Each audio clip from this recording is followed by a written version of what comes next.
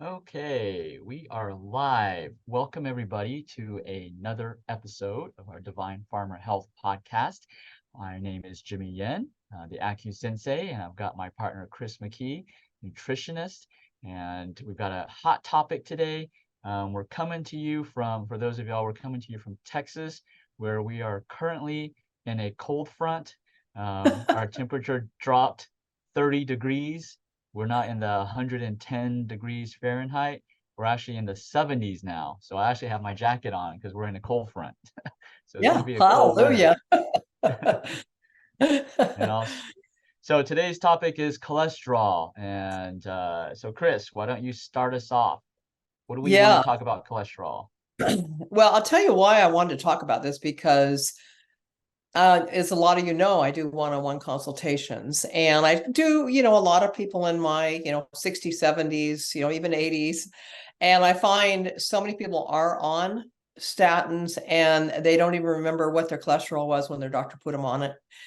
And they just kind of take it, and they don't even know what cholesterol does. So I love to educate people on cholesterol because I think it's been the bad guy for so long that people don't have a clue what it does in the body and how important it is in the body, and to maybe question whether or not you need to be on it as you're aging. And I have some really interesting new research on that as for the older population. But just to give you a number, 92 million people in the United States are on statins. 92 million people. That's a heck of a lot of people. um, and I thought it would be really interesting to read you a quote. And this is from a Dr. Dwayne Gravelin, who has kind of changed his philosophy on statins and having done a lot more research on it. So I'm going to read you this quote. There's a big word in here that I will define for you. Okay, I had to go look it up. I actually didn't even know what it meant. So statin drugs cause effects on our mitochondria. Okay, we've talked about mitochondria a lot on this podcast, right? That's the part of your cell that produces energy. So statin drugs cause effects on our mitochondria, identical to those that accumulate with age. One might say that one side effect of statin therapy is premature aging. First, I learned about statin drug inhibition of glial cell cholesterol, so vital for memory. So glial cells are in the brain. Then I learned about the inevitable mevalonate, that's the word, mevalonate blockade by statins with resulting neuropathies, myopathies, and chronic muscular degeneration. Many statin victims say they abruptly, almost in the blink of an eye, feel like they become old people. So that mevalonate pathway is fundamental for cholesterol synthesis. It's one of the most important metabolic networks in the cell. So these statins are not just, I think we think, okay, well, gee, my lab work shows my cholesterol went down by 20, 30 points, Yahoo. There's a whole lot more that it's doing in the body. So I wanted to kind of dive into what cholesterol does in the body because most folks don't know this, right? They don't have a clue. So we have, and I have a cold, so don't mind me if I'm clearing my throat. But and you have all your cells in your body, right, that have a membrane. They have a fatty membrane, a lipid membrane around the cell. And so your body depends on cholesterol as one of the primary fats to make that membrane and to make it fluid so that things go in and things come out, right? Nutrition goes in, hormones go in, all kinds of things go in, and toxic waste comes out, whatever metabolic process that's done in the cell, and it has to get out. So cholesterol is important for the cell membrane. It's the precursor for all of your steroidal hormones. So progesterone, estrogen, testosterone, cortisol from the adrenal glands. You need cholesterol to make all these hormones. So think about this when you're aging and you're not, like for women, right? My menopausal women, we're not making as much estrogen and progesterone as we used to. Men aren't making as much testosterone as they get older. And we don't have the right, if we're on a statin and our cholesterol is really low, we're not giving the body the raw material to make these hormones. And yes, we do make them even after menopause. A lot of people don't think so, but we don't just dry up and not make any hormones. Yes, we do make hormones. So Cholesterol is really super important for that. It's the precursor for bile acids. So this is where I'll often see where people are having digestive issues, gallbladder, digestion, fat issues or whatever, and they're on a statin. They don't realize that what the statin will do is lower your bile production, which comes from the liver, goes into your little storage unit, your gallbladder, and then puts it into your gut so you can digest fat. So if you're having digestive issues and you're on a statin, you might look at maybe that's what's causing it because you're not making the bile acids that you should be making. And then finally, it's needed to manufacture vitamin D, which is super important for our immune system, right? So vitamin D is a fat soluble vitamin. Also, because the bile production is reduced, you're not breaking down and utilizing your other fat soluble vitamins like A and E and K.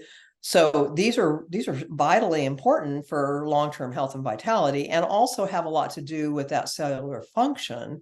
So cholesterol is really important in the body. We need it. The glial cells in the brain, interestingly enough, the research shows now that your brain makes cholesterol, not just your liver. We always know your liver makes cholesterol, but your brain glial cells make cholesterol. And when you take a cholesterol medication, it actually lowers the cholesterol in the brain as well. And so there's a correlation between memory loss and statins. So that may be the connection right there. So there's a whole lot. Any other additions to that, Jimmy, on the cholesterol side? Well, I'm wondering, so glial cells, you were talking about glial cells. The first thing that came up to my brain was if you take cholesterol medications, it decreases your cholesterol production within your brain, which every single cell needs. Does it make you stupider if you take cholesterol? I'm wondering if they did that research, right? Intelligence. I don't know. They did research right? on memory. Yeah, so I would think if if your memory's going down the tubes, then your intelligence most likely is going down the tubes. So I want, for those of y'all who are watching, if you're taking statins or cholesterol medications, we're going to do an informal survey. Have you noticed that your IQ, your intelligence has decreased since you've been taking cholesterol medications? I'm just curious, right? I'm sure the pharmaceutical companies will never do that research because they don't want to admit they're making you dumber. But going back to, so that was just the thought that came to my brain. Yeah. But another thing is, like in my practice in our clinic, we've noticed with cholesterol meds, because we treat, you mentioned, cholesterol's the side effect of statins. One of them is neuropathy, and we treat a lot of neuropathy and neurological conditions in our practice. So we have definitely seen a direct correlation between statins, neuropathy, nerve damage. We've also seen a direct correlation with statins and muscle problems. Like a lot of times people have, I would say the number one side effect of statins is some type of muscle ache, muscle pain, so forth. And 100% of the time when someone comes in with that, they've taken a statin and they have these side effects of muscle problems. When they stop the statins, their muscle symptoms go away. That has been 100% in our practice. So I just wanted to throw that data out there. Yeah, and for my own husband, I know we experienced that with him. He started getting muscle wasting, where it was literally eating away at his muscle. So it's not just the pain, but it's actually causing muscle degeneration. And then you talked about neuropathy and the nerves. So the cells that I'm talking about, our nerve cells are incredibly dependent upon fat for the myelin sheath, which is the major, connector between the neurons and everything. So that myelin sheath needs fat. And so I think that's probably one of the reasons why you see the side effects with the cholesterol and nerves. Yeah. One thing before we continue on, of course, we always need to throw in a disclaimer. We are not medical doctors. We are not physicians. We are not telling you to stop your medication. That is not what we're telling you. We are here to provide you with more information so you can have a more educated discussion with your physicians and you can talk with your physician about, hey, should I be taking this statin or not? Yeah, yeah. And I think that's a really key thing is I don't think, again, people realize how important cholesterol is in the body. And so that's why I wanted to bring this up today, because whenever I educate my clients, they're kind of their jaw drops. They're like, I had no idea that cholesterol does all that stuff in the body. So it's actually there for a reason. um, so let's talk about HDL and LDL, because of course, when we get our labs done, we see HDL and LDL and then the total cholesterol, and they base your whether you're on a statin or not based on that. Well, some of the docs are waking up, right? And some of the cardiologists are waking up, which is good. And they're realizing, well, there's a whole lot more than this, just HDL and LDL.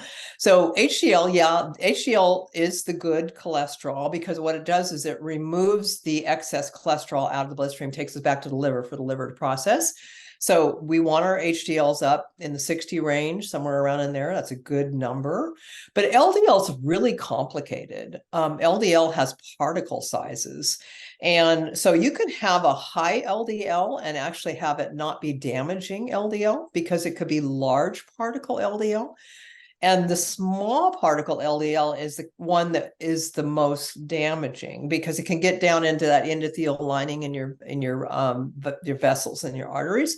And so when you get your labs done, I really encourage my clients to ask for a more in-depth LDL panel. And you can get this done, and your insurance always covers. I'm a big one for sending my clients back with a list of labs. Like, go ask your doctor to do these labs. And, most of the time they will do them. So I think that people aren't, like they think they can't ask for them. Yes, you can. You can ask for a lot of things, like get your vitamin D done right now. Super important going into the winter, right? So ask for labs, because the small particle LDL, it's definitely the bad cholesterol. But let's talk about why these things show up on the scene, right? Why does LDL show up on the scene? I love this analogy. Let's say there's a car accident and there's two cars involved. There's a bad accident. Somebody calls EMS and the ambulance shows up on the scene, and they start blaming the ambulance for the accident. You would think, well, that's really dumb. But we do that with cholesterol, right? Inflammation and oxidation show up first. They are the ones that are damaging the arterial wall and the blood vessels, the inflammation, oxidation. And then the cholesterol just comes up along it's trying to help by kind of repair things, right? It's like a little cement, kind of coming along and repairing the damage that was caused by the oxidation and inflammation. So it isn't the enemy. It is actually doing something in the body that it was meant to do. So we've blamed cholesterol for so long for arterial plaque, when in reality, like Jimmy, you and I talk about this all the time. Go deeper, right?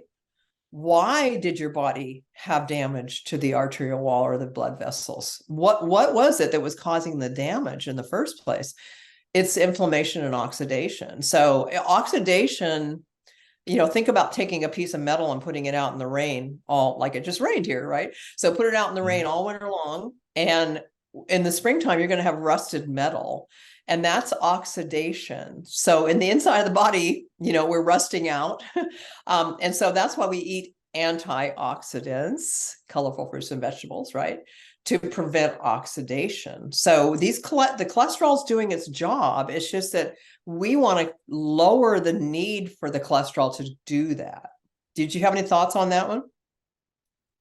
Yeah, I would say, that's a great analogy about the ambulance. Actually, I just responded to a question on our Facebook feed, and Yeah. that was my answer is, this is one thing that we've noticed in our practice, and we've treated thousands of patients. And so the cholesterol, cholesterol is usually a lot of times the scapegoat.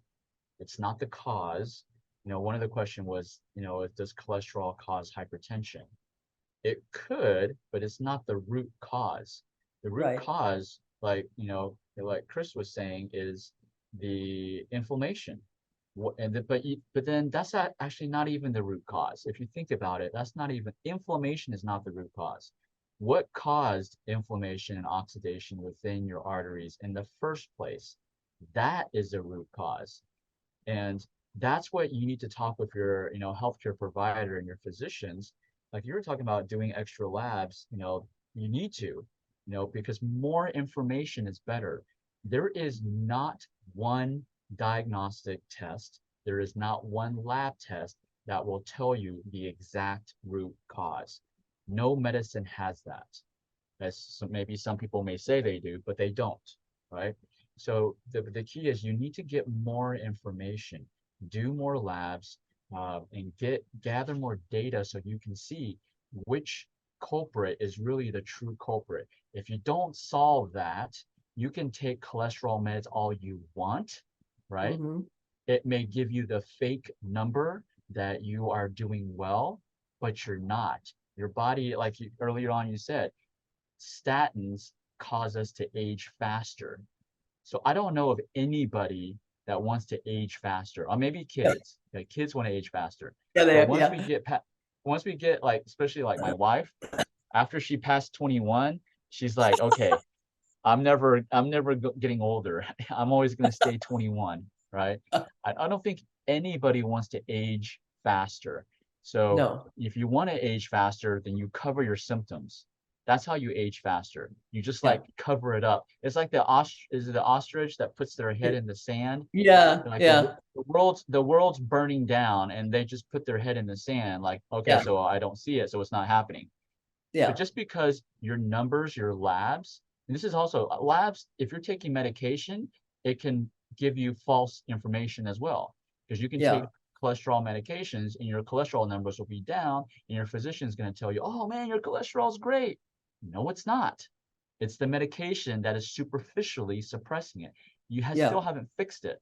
You still have chronic inflammation. That will lead to other chronic inflammatory diseases. Like we're saying right now, it affects your glial cells of your brain. It makes you stupider probably, right? So maybe you're thinking, man, why can't I remember things? Right? Because you're masking it. So you have Yeah. to find the root cause. And labs, we love labs. Do they tell us everything? No, they don't. But we love it because it's more extra data. Yeah.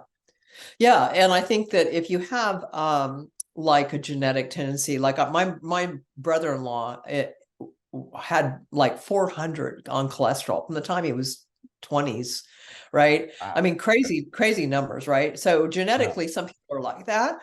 And then if you have a long history in your family of heart disease and everything, you might want to get these deeper labs, because if you do have really high small particle LDL, there's things you can do. So let's talk about that, right? Because even if you do have high LDL, you might want to look at why is it high in the first place? How did it get there? Is that the normal status for the body? If it's not a genetic thing, is that normal? Well, we know for sure that sugar plays a role in elevating cholesterol. And Mhm. so somehow that got missed for so long, right? That sugar didn't have anything to do with cholesterol. No, it has a lot to do with cholesterol. It has a lot to do with triglycerides going up too. And so we have to go back and look at diet. What are we putting in our mouth that is causing some of these shifts in the cholesterol numbers? Because one of the things that people also forget about is alcohol. Alcohol's sugar. And I put a post on our Facebook page, and I think we'll probably get some people like, I'm not giving up my alcohol. But I mean, once or twice a week or something. But if you're drinking it every night, or especially I find women do red wine a lot, it's going to it could very well raise your cholesterol numbers, your triglyceride numbers. And so there again is a root cause, right, of why are these numbers creeping up. The other thing too is as we Chris, really age. quick. Chris, Yeah. really quick before because you just mentioned about sugar. So I actually Yeah. just Googled because I remember. So in the 1960s, the sugar industry paid off Harvard researchers to manipulate the data to say that, oh, obesity, all these chronic diseases are due to fat and cholesterol. So the Yeah. sugar industry paid off the like medical schools to manipulate the data. So Yeah. that's why, to answer your question, why we never looked at it, why nobody ever looked at sugar correlated to cholesterol because the research was being manipulated in the 1960s. You can Google it Yeah. yourself.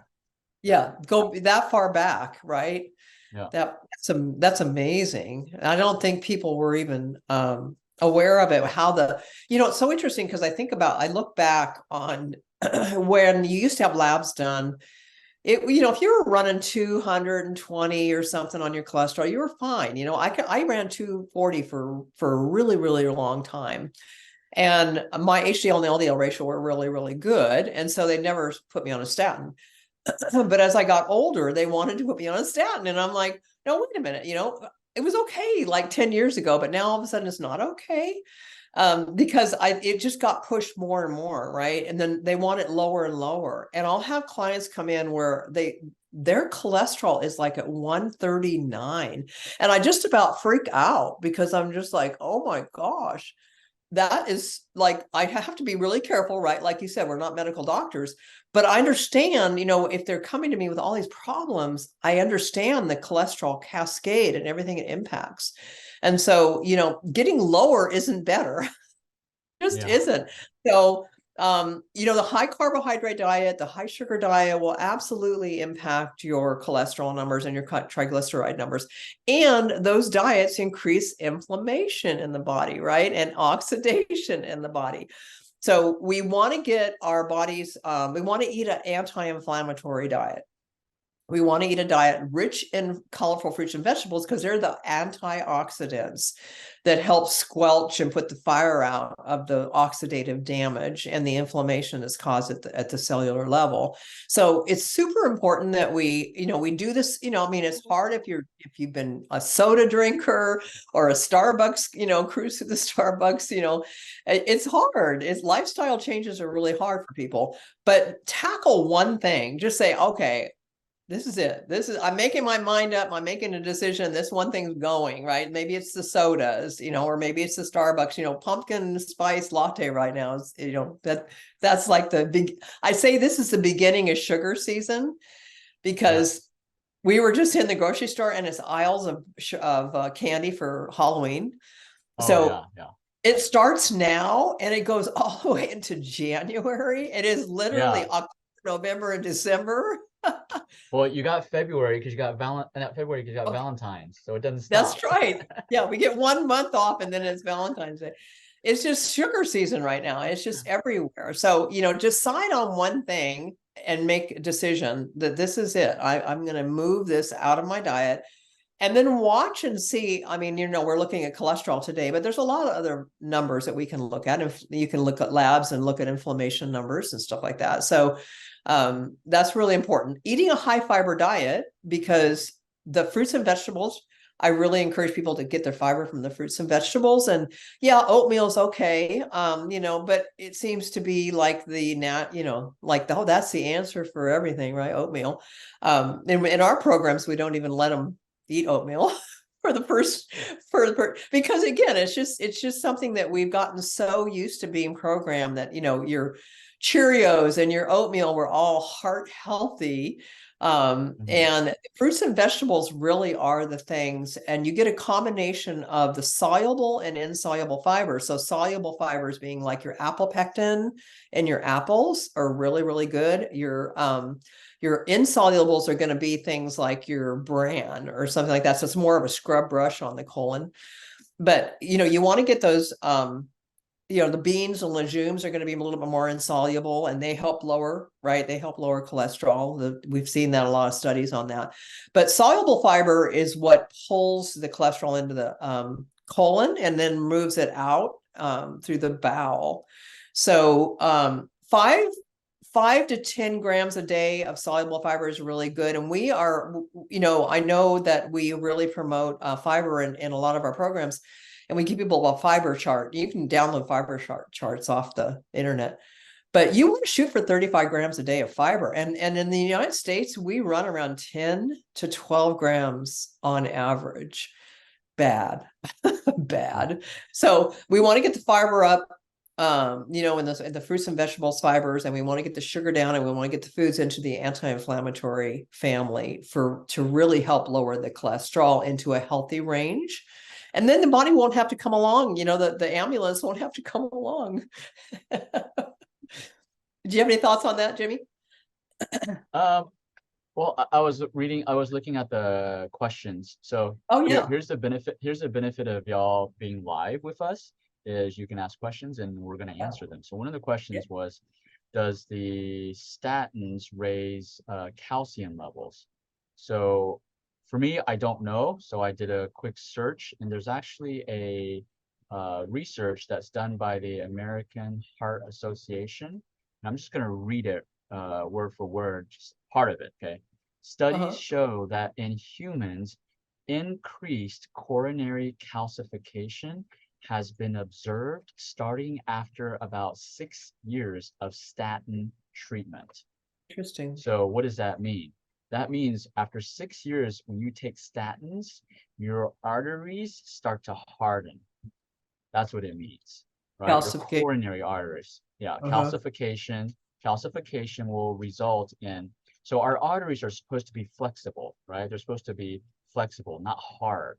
When they calcify, just like if you think about like those of you who have like a Keurig machine, and it gets all the Yeah. calcification and Yeah. it blocks it starts blocking the water. Well, imagine that happening in your arteries. And they're saying this is in your coronary arteries, the arteries in your heart. The So big one. imagining those arteries hardening, not flexible, they can't expand. So what does that mean? If they can't expand, that means they become more narrower and narrower, and potentially heart attack, right? Yeah. So that was High blood a I pressure. just Yeah. yeah, I just read that, so that was pretty interesting. Do we have some more questions in there? Let's see. I answered most of them.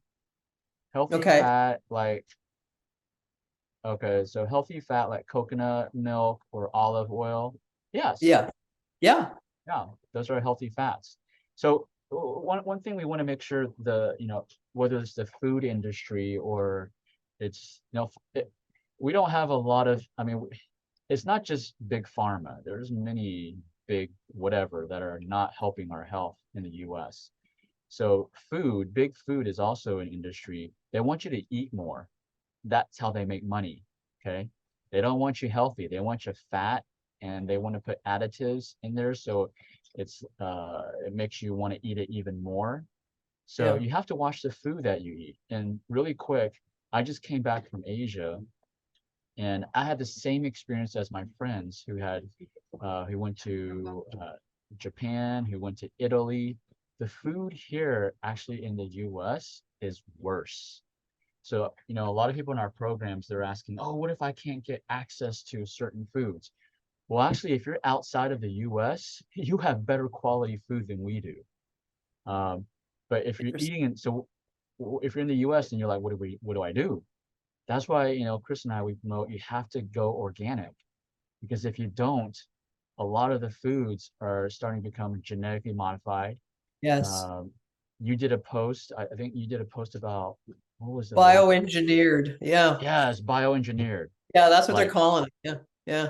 yeah, that's not food. Okay, that's No. what's happening here in the US. But Yeah. that's not allowed everywhere else in the world. It's allowed No. here in the US. Yeah. It's not allowed in So, Europe. Yeah. It's yeah, bad. Okay, so back to the, definitely. back to the fat, the question on the fat. Mhm, Yeah, the olive oil, the coconut oil, those are great. The seed oils are the really highly inflammatory fats, like the canola oil and the corn oil, mhm, fats that are used. And you'll find those in the seed oils, you'll find those in packaged foods, frozen foods, obviously mhm, fast food. So if you can steer away from those because they are very inflammatory. Remember the cell membrane. We started off talking about the cell membrane. If that's the only fat you're giving your body, then guess what? It has to incorporate it into the cell membrane. And then that causes that inflammation, oxidation, and then the calcification that you were talking about. So it's just this cascade of things, right, that happens in the yeah. body from these inflammatory foods. So that's a really good question. I think somebody had another question. We can look at the chat. Just They put in the chat. What about honey and cane juice or coconut water? Okay, so coconut water is fine. It's usually pretty low in sugar. Cane juice, I'm not sure what that is. I've never heard of cane Sugar juice. cane. So yeah, that's in Asia. Oh, that's in Asia. So maybe maybe you can talk to that. Yeah, so it's from sugar cane. I mean, it tastes Uh, really good, okay? But it is just sugar. It is all yeah, sugar. So yeah, even though it's natural sugar, doesn't make it right to overly consume sugar, right. even if it's That's naturally key. sugar. And the way cane juice is made, like I remember when I was a kid in Taiwan, they would have machines. They would just get the sugar canes. They just put the sugar cane into the machine, and Yeah, it's actually what it's like one of those juice extractors. It yeah, gets yeah. rid of all the fiber. It gets rid of all the fiber, and all you're left with is the fructose, which is the poison, right? Right. So when you just drink cane sugar, that's poison. Just Yeah. like you drink fruit juice, you use a juice extractor, that's poison. You need the fiber. Now you can't eat sugar cane. So I would just say use little of that cane juice. Yeah, moderation and fructose, Yeah. which is high fructose corn syrup is really bad, which is in your sodas. Honey is wonderful food. Honey is especially raw honey. It's been around for thousands and thousands of years. So honey is wonderful. I love it. Somebody asked about, does exercise matter to your heart? Well, absolutely. Yeah. Yeah, exercise is going to raise your HDL.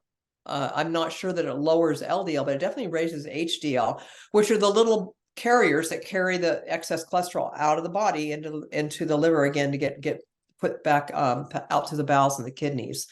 And so somebody asked about meat or fish, which is preferable. So fish is obviously lean, but red meat is if you're eating a grass-fed red meat, which is not going to be super high saturated fat. And remember that most of the meat in the grocery store is raised in the factory farmed meat, confined feeding, and they're feeding that soy and corn and things that a cow was never meant to eat. So if you can get grass-fed beef, we actually found a butcher in our area, somebody told us about, and we went and talked to him about buying a quarter of a beef because it's really expensive to buy grass-fed beef. But we're going Mhm. to buy a quarter of a beef and put it in the freezer, and it's a lot less expensive, and it's grass-fed locally around here. So there are places like that if you hunt them out. We had to hunt. you know, it wasn't something that was like right around the corner. We literally had to drive like 45 minutes and go talk to the butcher. So but meat, and again, everyone is different. So I wanted to definitely tell people about the Boston Heart Health Panel. And as many of you guys know, I'm way over 65, so I have Medicare. And the Boston Heart Health Panel was covered by Medicare. And we didn't, I had researched it, and we'd gone back to my husband's cardiologist and said, will you write a requisition form for us to get this done? Because Medicare covers it. And he goes, yeah, I guess I got a requisition form around here somewhere. And he actually went out and found one, right? But the Boston Heart Health Panel, if you have a concern about either genetics, your family, or you want a deeper dive into what you're going to get way more information on the small particle LDL. You get a lot. You get genetics in there. You get some genetic testing in there. They're looking at a lot of inflammation markers in that panel. And so somebody's got their mic on. I can hear you guys talking. So it's definitely a Boston Heart Health Panel. You can look it up online. You just go to the website, Boston Heart Health, and you'll see it. But that is a really deep dive. And for some people genetically, like for me, what I found out when I did it, because I went ahead and did it on myself, was that I'm a high fat absorber. So in other words, so this is really funny because, when the keto diet came out, when was that, 5 years or 6 years ago or something? I thought, okay, I'm going to try this on myself just because, I can't recommend this or talk about it unless I've done it. So I did keto, and I was doing those, what are they called? Butter drinks in the morning, butter coffee in the morning. And I was doing all this high fat stuff. And my cholesterol went up 20 points in like 3 months. And then later on, I had this test done, and I am a fat absorber. So I absorb fat really good, which isn't good. So I have to be, I'm not a super low fat eater. I eat my coconut, my grass fed butter, my coconut oil, my olive oil, but I just can't be a keto person. So again, if you're interested, Boston Heart Health Panel is a great lab. Okay, we're running over time, I think. Yeah, so that's going to be it for today. I'll end with, if you like what Chris and I are talking about, and a lot of the stuff that we're teaching is not something that is theoretical. It is stuff that we have done with our own patients, and so it's proven to work. And we've been able to uh, create programs, online programs you don't have to be here in Texas. You can be anywhere in the world, and you can take advantage of our really, it's almost like our test.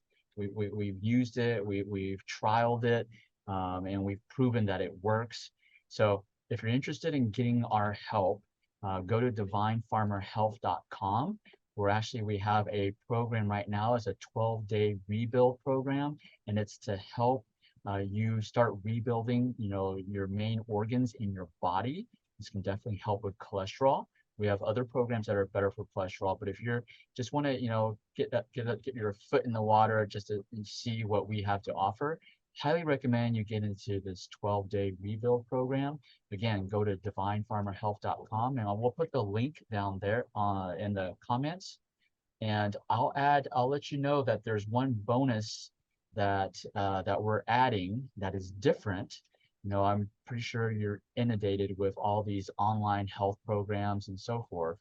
So what's the main difference of our programs? And besides content that actually works, you're gonna get my QRA acupressure videos. So that no other health program contains that. So sign up ASAP, 12-day. I forgot what was the deadline. I'll put the deadline of when we're going to close the enrollment. So get onto it now, and so you can get on this foundational program. Is to help you build a foundation for all your organ systems. All right. Yay. Awesome. We will Thank you see you guys. all. Yeah, thank you for watching and tuning in. We love it. We love your questions, and we will see you next week. Yes. Bye. Bye.